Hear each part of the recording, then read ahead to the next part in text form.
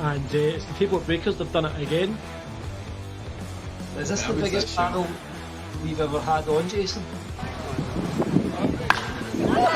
One day you'll have a guy throwing mid-70s, and next week you have a guy throwing 55-mile fastballs.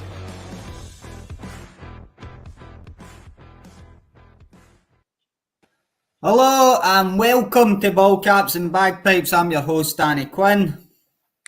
And I'm your co-host, Ross Manny. How you doing? How you doing, Bash? You alright, man? Too bad yourself, bud? I'm alright, to be honest, man. It's Monday, and I feel like I haven't played baseball in ages. I don't know about you, man, but it just seems like it's been fucking pissing down like since November. Well, I didn't play the week before because of MLB at London, and then this week with the rain. So yeah, it's been a nightmare. How is London, man? How do you enjoy it? Fantastic, absolutely amazing. Caught a good bunches down there. Some good games. Great finish to the game on Sunday. Split series. So yeah, pretty decent. Can't complain, really.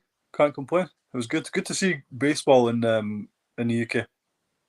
It actually looks like a real diamond. Like, it didn't when you walk in. Like, I remember when I was down in 2019, I'm like, this is wild that it actually looks. Well, the whole time, figure out like where is it? Where are the goals? Like, what way is it set up for football? Because we could not figure out which way the pitch looked on. Couldn't figure out. Don't have a clue. It looked great. It looked fantastic. Yeah. Looked really I watched good. the video with them putting it together, and I was still the same, man. I was like, I halfway through it, I just lost sight of a football pitch altogether, and I was like, unreal. Probably seen it a million times, and I could not figure out what way the football pitch went on it. It was great. It was brilliant. It's a big stadium too to walk around. Yeah. Not on Saturday. Got a coffee and like the shopping centre stuff there too, and then it was massive. It was great. Really good atmosphere. Everybody just having a great time. Loads of jerseys about. Not too many Yankees, so that's always good. Nah, we keep them all up here in Airdrie, man. Flooded with Yankees gear. Should see it, man. Yankees haven in Airdrie. The Bronx, twin. The Bronx ghetto of Scotland. That's it.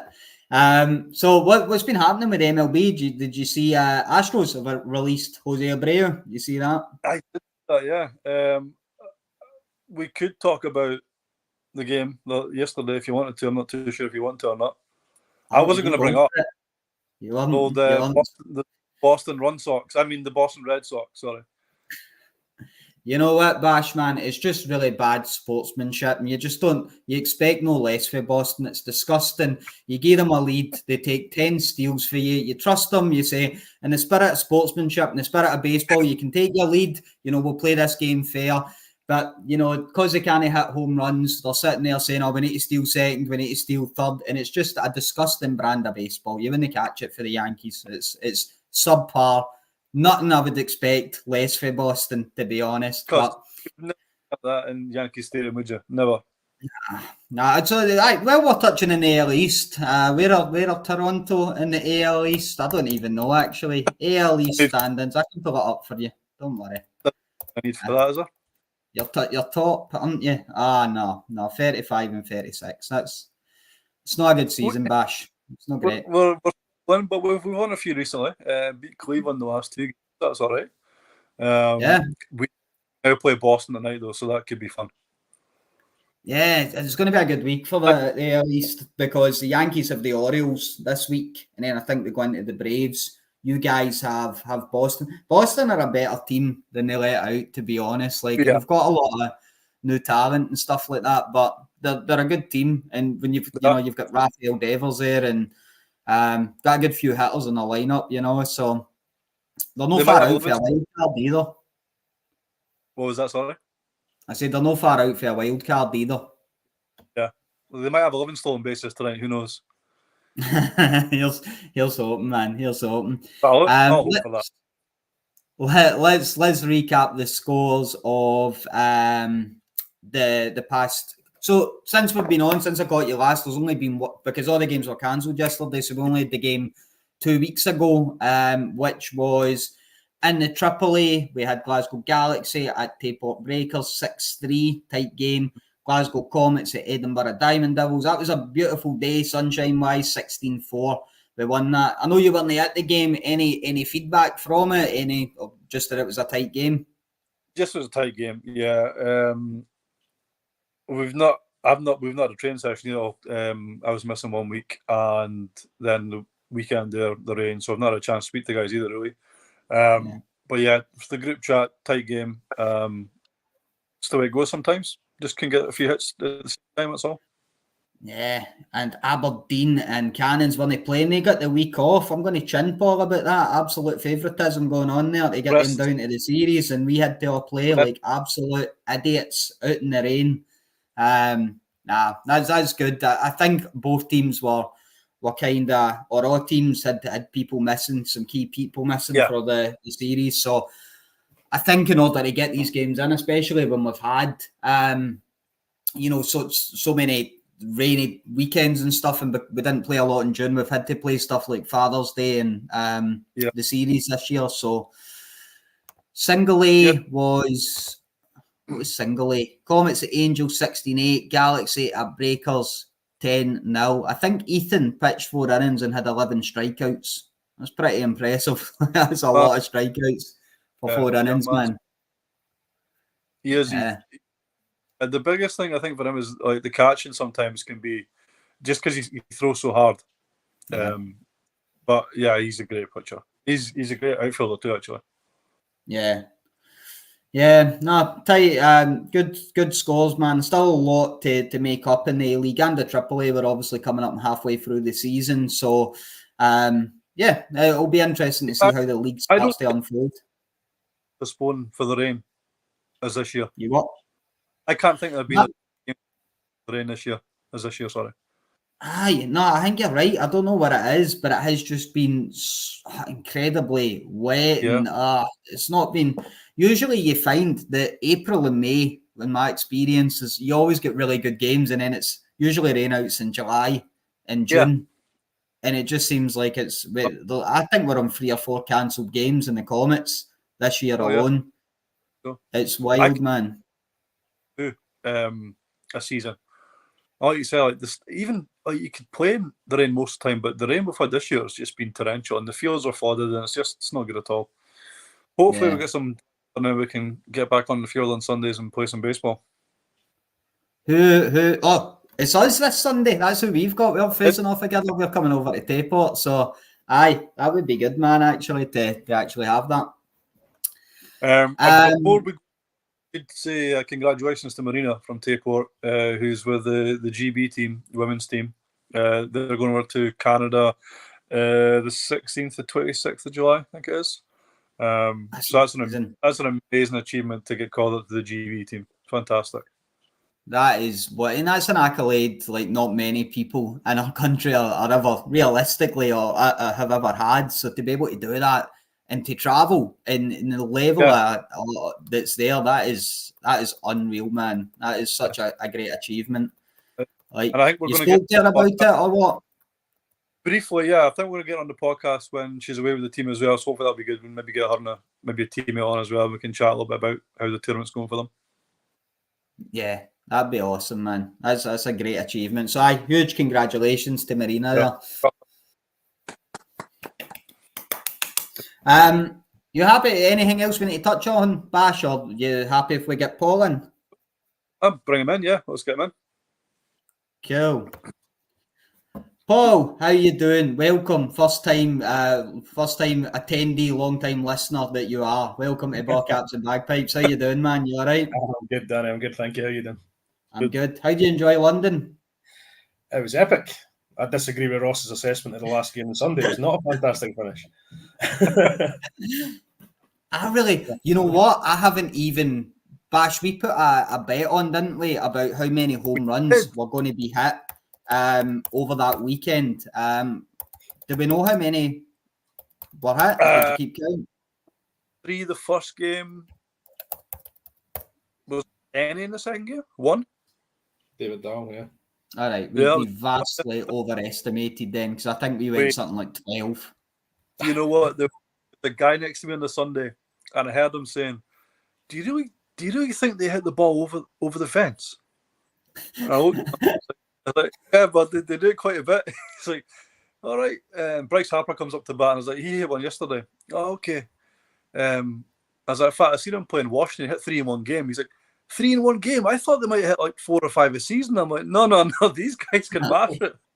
He could not believe the distance that the ball could be hit. He couldn't believe it. The rest of the Phillies lineup hit 4 or 5 a season, but Bryce Harper, he hits a lot of home runs. He's a good player. Could be fighting ball there. How long were you down, Paul? Did you see both games?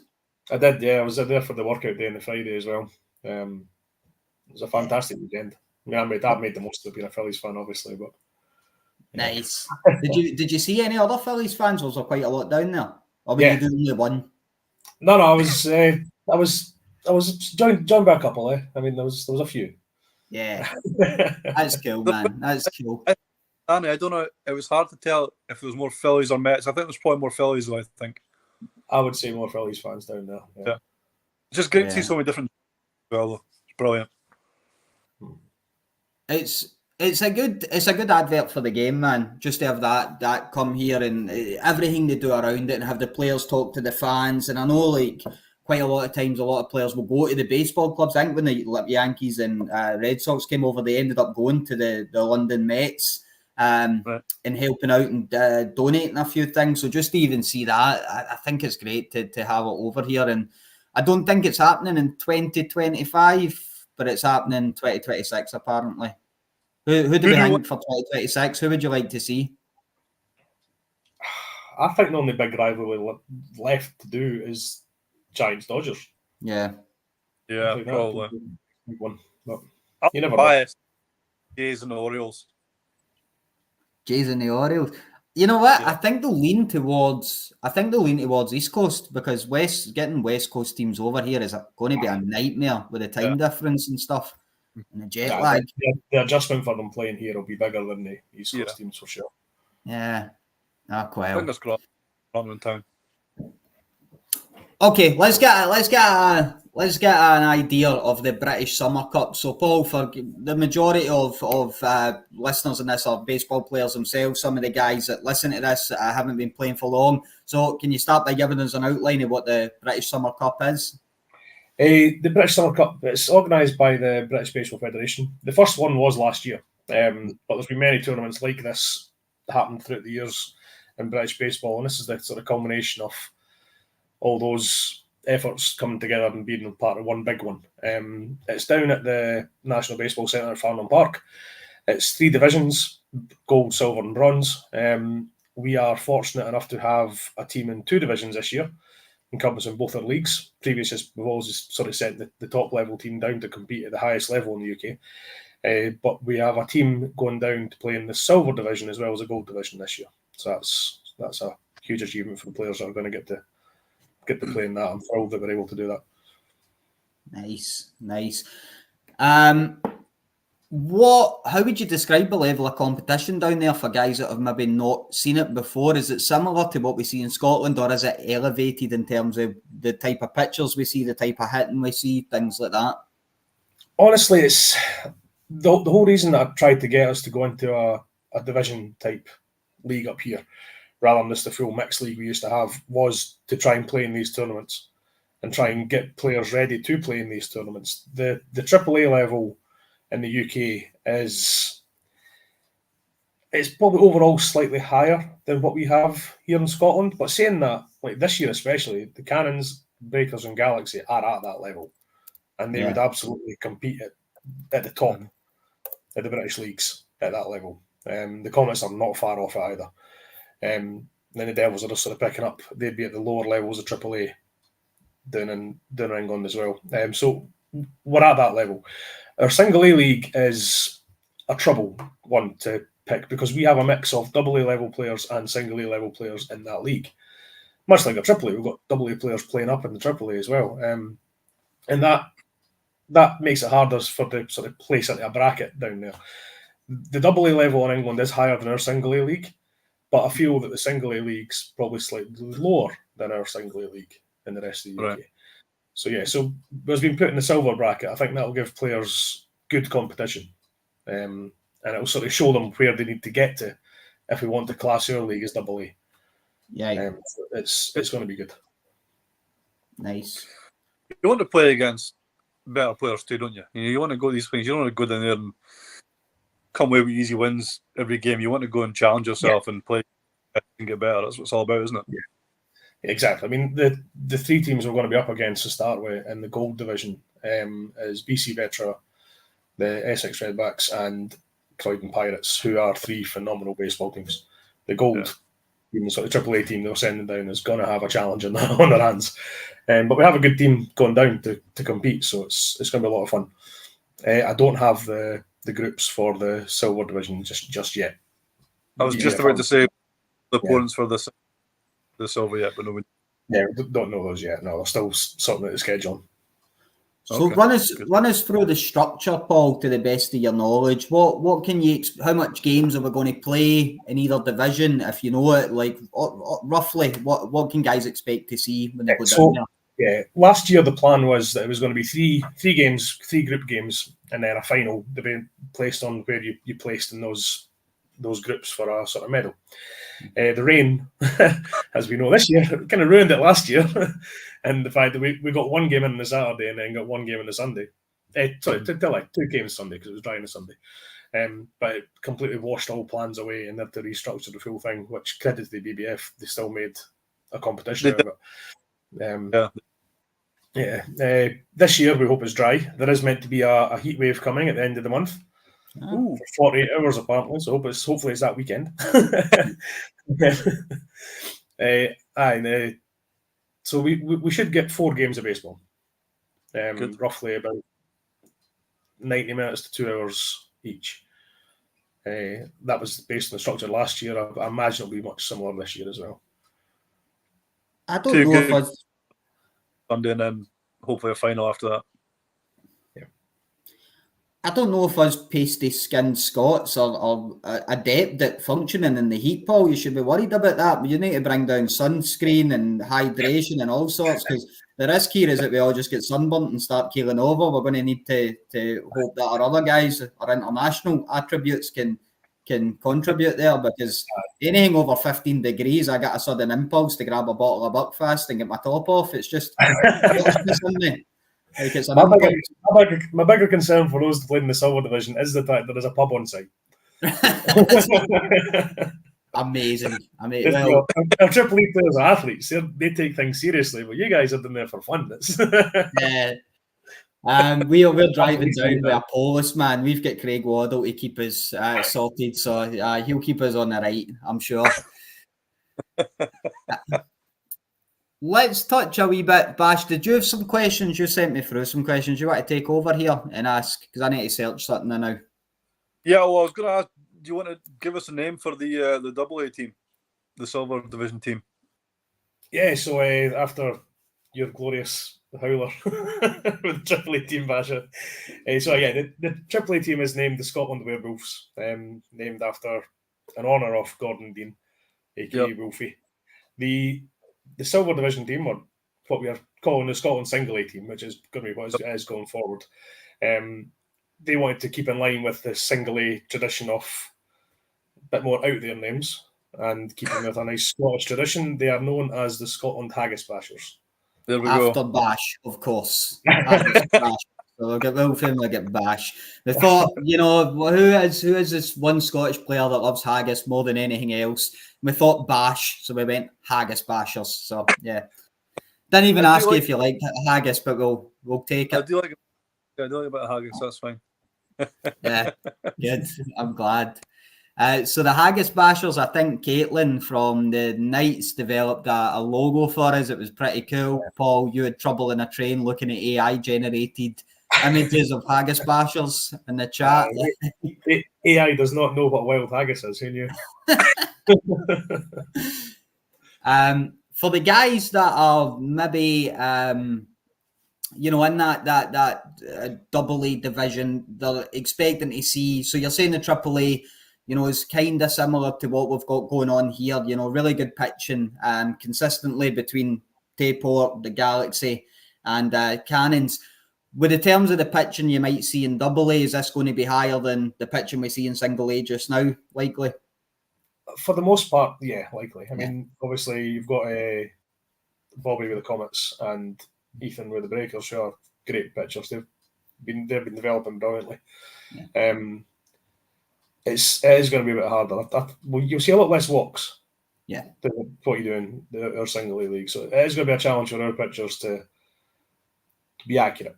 But if you can get them to put the ball in play, I know our fielders will be able to field it. Mm-hmm. Yeah. It's just that it's the pitching that's going to make a difference, I think. Yeah. No pressure. Yeah, it'll be fine. It'll be good fun. I think one of the big things that I often hear, obviously coaching single A, is guys we took a long time to warm up the bats in single A because guys are going up there with, I don't know if I'm getting walked. I'm not going to see many pitches. A lot of the pitches are outside, and I maybe get caught off guard when I do see a pitch to hit. And I'm trying to get people into the mindset I always like to get into when I'm hitting is I go up there and I've got the same mindset as batting practice. So if you're, warming up with batting practice, you're expecting every time to swing that bat. You're expecting the ball to be there, and you react when it's not. And I think just in terms of seeing more pitches, it's going to be a great development opportunity for single A hitters just to see a sort of increased pace and an accurate throw more consistently over the weekend. So I think just their style as well a little bit, because these games are time limit games, much more than what the time limit is up here. Up here our time limit's just to make sure a game doesn't drag on. Down there it's to keep a strict schedule. So you've really got to be ready to hit when you go into that box in a tournament like this. So So we've got quite a good history of competing down in England. We obviously, I know it was a different competition, but we took home the gold in 2019. Last year we placed third. Am I right in saying that? We came away with a bronze. Yeah. So the ambition here, I mean, going down, do you feel you've got a strengthened team from last year? Do you feel like, are you confident going down there? Of course, you're going to be confident in the people we've got, but realistically, I mean, do we see an improvement for last year in terms of the people we've got, or is it a case of we're putting the same people down there and hoping we can do the same? Half the roster's the same, and then the other half's we've lost a few great players, but we've also gained a few great players. I don't think we're at a much different level in the gold team as what we were last year.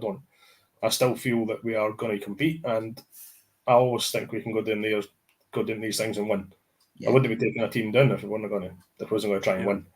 So, Do we have a roster for the silver division team? It's not quite finalised yet, but there's a provisional roster. I believe you being one of the coaches for it, Danny, has the list for the Haggis Bashers. Yeah, Danny? I can certainly run through the roster who we've got right now. So outfielders, we've got, in fact, I'll just do this, who I've got in the list here now. So we've got Jason Chung coming down from the Angels, Blaine coming down from the Angels, Ben Taylor, again, Angels, Ritt, that'll be really good to see him in that level, playing as a first baseman / outfielder coming down for the Angels. Get Jamie Waddle, our outfielder from the Comets, Oscar coming down from the Angels, Asuka from the Knights. We've got a few Knights here, so we've got Asuka, we've got Adam Fortune-Smith, Caitlin McCaffrey, Reese McFarlane, we've got Mike Keir coming for the Comets, Kieran Casey coming from the Galaxy, Bobby C coming for the Comets, Matthew Young coming from the Angels, Mookie coming for the Knights. Devin recently has decided he's coming down, which is great because he can play backup catcher and he can hit. And it means that, it means that Craig Waddle is going to leave England with kneecaps, which I'm sure he'll be very happy about. Then Craig Waddle himself, Mike Dotts from Tayport, good Yankee fan. So I'm going to be enjoying talking to Mike. And myself, I'll be there too, competing in that level. So, a good roster of how many people's at. We're looking at 19 people there confirmed, so a really good roster and a good mix of Comets, a lot of Angels, lots of Knights, a couple of Galaxy, Tayport. Surprised by any of those names, Bash, or what was that, sorry? Other than myself, I said, are you surprised by any of those names or happy to see any of those names compete at that level? the big names Danny Quinn on the roster. That's a big help to the Scotland team. You know, I think mate, plus as well. Obviously, he can hit the ball a mile. Yeah, like guys like that have played a good bit. That as long like we said about that attitude of going up to the plate and ready to hit first pitch. I think guys like Evan will be great up there. Yeah. Well, Rit's huge as well. Yeah, there's a lot of depth in terms of pitching, which is good. You always like to see that. Really diverse in terms of the mix of outfielders, infielders. Obviously a bit limited on catchers, but you know, I've wanted to do this competition since I came back in 2019. So I'm really excited to go down just to even see the facilities. I know I've spoke to you about this, Bash, and you've sort of outlined it, but I think to play on an actual baseball diamond, as weird as it sounds as a baseball fan, would just be one of those things that I wanted to achieve. And to even just have the social element of talking to these guys, because I just feel much more relaxed if I'm going in competing against teams where I actually have some sort of rapport with the guys. I don't like competing against people I don't know, weirdly enough. So socially, I think it will be quite good to just go down and see other people. Yeah, the Moon and Spoon on Friday night, Paul, right? The Moon and Spoon, my God. I've been that Witherspoons more than any other Witherspoons in my life. Paul's picking up the tab, I've heard, and thanks of being an honorary guest on Ballcaps and Bagpipes. He messaged me and he said, "Listen, Danny, don't bring your wallet. It'll be fine. Moon and Spoon, I got you. You're good." They don't buck fast though, Danny, I'm afraid. No buck fast. Oh well, I'll bring some for them. Don't worry, I've got enough to share. Good man. What about the AAA then? Have we got Paul? The roster for the Werewolves AAA team. I'll just go down this. I've got it alphabetically listed. So I've got Rory Dunn for the Cannons, Ethan Dick from the Oilers, Avon Fletcher for the Breakers, Federico Gambadotti for the Cannons, Paul Gardner for the Breakers, Ivan Hernandez from the Cannons, Shin Yen Lai for the Breakers, Ross Marnie for the Breakers. Got Miles Peterson for the London Mets, formerly off the Cannons, the Oilers, Galaxy. He's a bit of a... Everywhere. Everywhere, lad. Steve Silverberg for the Cannons, Connor Smith for the Cannons, Cameron Spencer for the Devils, Garrett Stell for the Cannons, Jared Tomley for the Richmond Roebucks, formerly off the Oilers and Express, and Arthur Zhao for Galaxy. And then the coaching staff's myself and Jason West for the Breakers. Awesome. That's the Werewolves. So run us... Yeah, I like it. So run us through, Paul, because obviously you've got one from Aberdeen there, you've got one from Galaxy, no Comets, so predominantly, and one Devils, am I right in saying that? So predominantly a lot of Cannons, ex-players and Breakers. What usually is the process? Is this a case of people putting their name forward? Are you reaching out to get people, or how do people that want involved in this competition in the future get involved at either level? So what I've traditionally done is I've let the coaches and the managers know this competition's happening. Ask your players who's available. I'll look at the list of players available and then pick the best sort of available players from that list. This was the list I was given who wanted to play. And so they all got to come along. But I'm saying that every single person on this list is one that I would want along as well in the first place. There's a lot of names missing that I would like to have with us as well, but you can't have such a massive list of players because then nobody gets to play. And it's juggling that playing time because it is short games, and you've kind of got to manage that. But we've got good pitching. That's what always comes down in these competitions. Is you've got to have a lot of pitchers. Because if one starts to get in trouble, you can replace them straight away. So you kind of manage, a bullpen as well as your playing staff at that time as well. The pitchers we've got Ethan Dick for the Oilers, who he's a former closer at college. He's been pushed into the starter role with the Oilers. But as a closer or in these short inning games, he'll be phenomenal. You've got Federico and Garrett from the Cannons. You got Avon and Shinyen from the Breakers. We're very well equipped with pitchers for this weekend.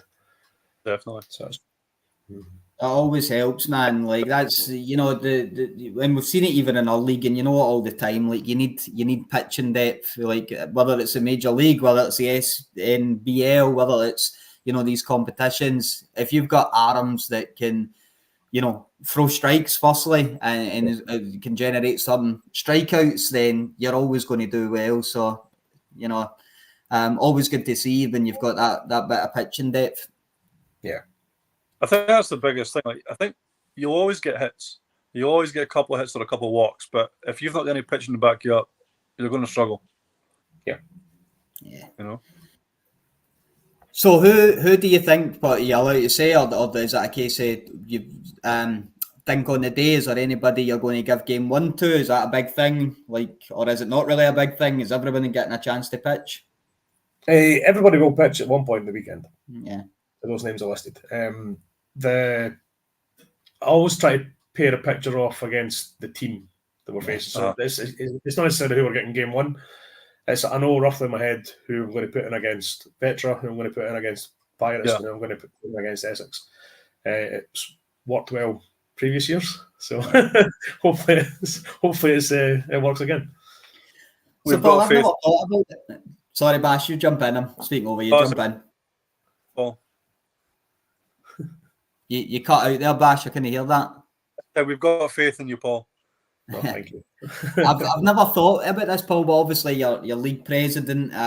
This is one of the rare occasions throughout the year where you're actually going to be managing the team. Do you enjoy that intensity of sort of being, managing that, looking for the result? Obviously, I know as a manager myself, there's times I'm sitting there and my heart's like beating out my chest at these scenarios.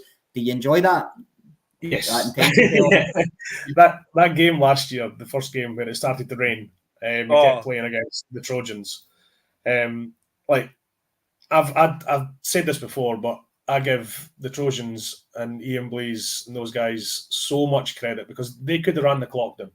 Yeah. They could have used the tournament rules to get the win. Yep. But they didn't. They played baseball, which is something I've always said we will always do as well. We're not going to play sort of time things to try and run the clock down to the wins. No. We're going to respect our opponents and play. And they did. And just the response for the guys when I told them that this is how we're going to play and this is how they're going to play, it bounced everybody up. And when Federico got on base, has been the winning run. And then Miguel hit him in. Like God, I've never felt so much emotion on a baseball field before. I mean, I'm pretty sure Miguel's still got the bruises for when I hugged him. So it was unreal. I'll never forget jumping over the fence at the dugout on the field. Wow. All of us going bananas. Yeah, it was the best. And that was game 1. You're like, what a start. John Linton caught some cracking photos of that moment as well. Yeah, just the joy in everyone's face. It's one of the highlights playing baseball for me. Definitely. You've got John Linton that went down last year. Aside from players and obviously managers, is there anybody else? Do we see scorekeepers come down? I know Ewan loves baseball. Will he end up there or other? Yeah, so Ewan's coming down. Nice. His original plan was to come down and be our scorekeeper for the week. Right. Be part of the team. He's still going to be part of the sort of the team setup, but he might get dragged in to do some of the broadcast stuff with BSUK TV. So we'll see. We'll see how much he is around. So another reason why you have a good roster to go down is because somebody's going to have to scorekeep the game as well. Yeah. Bash and I have already decided that we are wanting to get some social media content when we're down there, something for the pod. Is there any players that is an absolute drunken liability that would be good to follow about and make content off the back of? Anybody you can think of? Matthew Young. I will go with him. Bash, man. You will get absolute honesty from that man. He's an absolute saint. He will tell you exactly how it is. He's a great guy, man. He's a great guy. We'll get him at the first time. Yeah. Bash, was there anything else we wanted to catch up on in terms of this? I think Paul covered it all. I'm looking at the things we had, and I think he's already mentioned it all. Like, we're not sure about our opponent yet for the silver division. That was one of the things we also don't know that. But yeah, I think we've kind of covered everything we would discuss. Have you got anything else you want to add? You talking to me or Paul? Well, both of you. Yeah. Guess we're all in this together, Paul. No, I guess I've got a question that's just a fun sort of question based on the roster you've got, and we can use this as a roster. You're managing the roster for AAA, so we'll do the gold one. I want you to make a wee comparison here. I want you to imagine that you're the manager of the Philadelphia Phillies. I want to try and make comparisons between the Philadelphia Phillies and the current roster you've got. So one of my favourite players in the Philadelphia Phillies, probably my favourite Philly, is Trey Turner. I'll tell you why he's my favourite. Because he is an amazing fielder. He runs the bases incredibly. He's sort of a weird, underrated 5'2" guy that has power, speed. He'll get in the base and he can generate a lot of chaos in the base paths.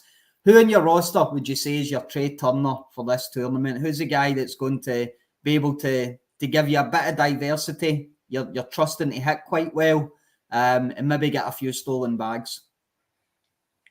That's an easy answer for me, Federico. Yeah, I have absolute utmost faith in that man to do anything on a baseball field. Yeah. That amazing. That is not to put pressure on him, because I know he hates the pressure, but he is that good. He is. See, to be honest, that's who I would make that comparison with too. He's diverse. You know, Freddie, I've already said in this, can do lots of things. He can cause a lot of problems for oppositions in many different ways, from pitching to hitting to bunting to base stealing. So, and that's your kind of Trey Turner, isn't it? Yep. Yeah. And he puts his Scotland jersey on and he just gets so passionate about it, all of it. Amazing, man. Right on the Sunday, our last game last year, I've never seen anyone more focused and more determined. Oh, he was so fired up. He was just on it from the start. Yeah. Fright. I would not want to face him. I've always said that about him, man. Like, he looks like he wants to throw the ball through your head when you're standing in that batter's box. He's like so zoned in, man. But you talk to him after and he smiles and nicest guy and things like that. But he is an intense competitor, man. Yeah. Such a nice guy. But yeah, that game against, I've never seen anybody so focused ever, I don't think. He was just on it from the start. He was not going to let us get beat that game. It was just not going to happen. Yeah. Let's look at pitching then. Who's your Zach Wheeler of your rotation? Who do you think's going to give you the really competitive game? Again, I'm aware all these guys are really competent, but let's just say you had to take a hunch of who's going to generate the most strikeouts. Who's your Zach Wheeler? Shin Yen, love it. Yeah. These guys are used to they're used to the fastball. Right. Shin Yen's command, his breaking ball is phenomenal. Yeah. Corners, yeah. I was just looking at the Phillies rotation. I play fantasy baseball and I've got Turnbull in my fantasy, and he started out the year phenomenally, and then you stuck him in the bullpen, and I've no idea why, and it made me angry. I don't know why. Like, it's enraged me all over again, like it done at the start of the year. I'm a bit pissed off now. Right, last one then. Of course, we couldn't do any comparison to Phillies without talking about Bryce Harper. So we're thinking about your absolute dickhead in the team. The nobody like, no, I'm kidding on Bryce Harper. I can answer for that one as well, but don't give me an answer. I think I know the answer to this one, but Bryce Harper's the power bat, man. Who do you think's going to grab himself a wee home run or two down there? The obvious answer, is I don't want to give the secrets away in the team, but yeah, I mean, Avon's the power bat in the lineup. But that's a shocker. There's a surprising power bat in that lineup as well, and that's Paul Convoy. Bash has been at the gym. He'll tell you, man, he's going to hit a few. I was at the You're going to flatter him, Paul. I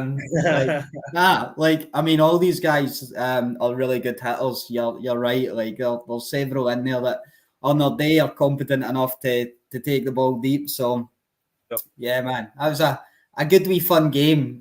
Gave you your wee opportunity to visualize yourself as a Philadelphia Phillies manager. Hopefully, that is not as distressing to you as it would be to me. Paul, anything else? What's the date of the tournament for people that don't know? We didn't even touch on that. It's the 29th and 30th of June. Cool. 29th and 30th of June. You going down, I take it, on the Friday you're heading down there? The Friday, aye. You're driving? Get my calendar up. I will be taking my car, aye.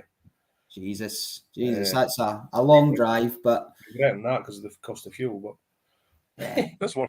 I'll tell you what would speed the journey up, Paul, is if you just, log into your Spotify, put on a podcast, a Scottish baseball podcast, just start at any time in the last few months and just enjoy the sightseeing, the drive down, listening to a premier Scottish baseball podcast. That would pass the time for me. Danny, give us an example of a good Scottish baseball podcast that people could listen to on the drive.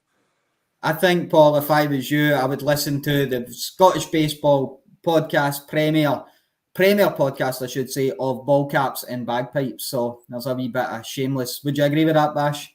I think so. I think it's one of the best. Yeah. Yeah, I think so. I think we covered everything there. We've got Roberto Carlos in the comments saying, when are you going to announce the official roster? Roberto, of course, between pitches takes a long time to catch up and get into motion, and he's obviously the same answer in comments because we've done that 20 minutes ago. I'm just realising it was 9:20, so he might have said that earlier. He said it before we announced it. Yeah, nice one. So there you go, Berto. It's in there. And Craig Waddle in there, really looking forward to playing in the tournament this year. Should be a great opportunity for single A players. Absolutely a great opportunity. So it's going to be good. Again, just as a social thing, you see the single A and triple A each go down there with their individual goals, but under the bracket of Baseball Scotland and being able to socialise too. Going to be really cool. Yeah, I think that's one of the biggest things is even the London series there, we met at the Cow next, had a good chat about baseball and everything else in general. Good to catch up with guys away from the field and have a beer and just shoot the shit for a little bit. It's great.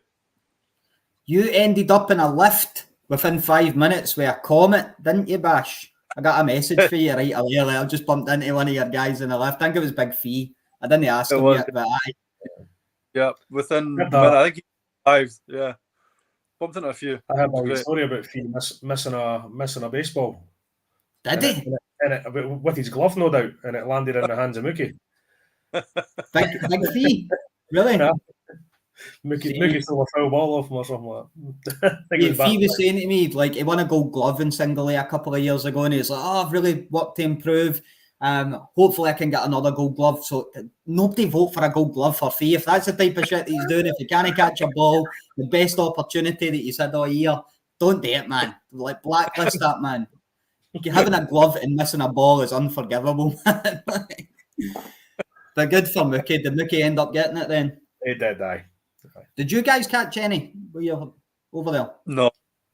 No. I was sat behind the bullpen on Sunday. Nice. The Phillies bullpen catcher threw one up. And I did catch it, but there was kids behind me who were kind of more deserving of a baseball, so I'll give it to them. Well done. Yeah. This is why you're president of the league, Paul, because that ball would be in my pocket. I would be a bad player in Baseball Scotland. I've got my own ways, get out my way. Like, that's why aye. No, you know as what? always, Paul. The same thing happened to me. We went to the game in Baltimore, Toronto and the Orioles years ago, and a foul ball comes out, and my mum dives on it, grabs the ball, and all these people are like, "Oh, there's a kid, give the kid the ball," and my mum's like, "No, we're from Scotland. We don't get to come here every week. This is our ball." I love that. This is not the day. This is not the day with baseball whatsoever, but I love that I'm for Scotland. I was working in Irvine a few years ago, and you know those people that are on the street that are just like, "Excuse me, do you want to?" who do who is it you pay for your electricity? And I just looked at the mum and I was like, sorry, I'm for Coatbridge. And she just went, sorry. And moved away. I'm just going to use that for now on. So, sorry, I'm for Coatbridge. I don't know what you're saying. Amazing story. Cool. Good to catch up with you guys this week. Hopefully that's answered a lot of questions for a lot of people on the tournaments coming up. I guess we'll be back probably the week after the tournament, Bash. Or maybe we'll give it a wee week after that or something. We'll link in about it. But what are you saying? We'll probably try to do some stuff when we're down there as well. I think that'd be good, man. I think that we'll put some content up on the page and just do a couple of, maybe even a couple of live streams or stuff like that. So it'll be good to catch up with you guys. I'll see you before then, Bash, because I'm against you on Sunday. So if it's sunny, in the rare event that is actually sunny for a Sunday in Scotland, then I'll see you on Sunday, man. See, fingers crossed. I look forward to seeing you there, buddy. Take it easy, guys. All right. Cheers. See ya.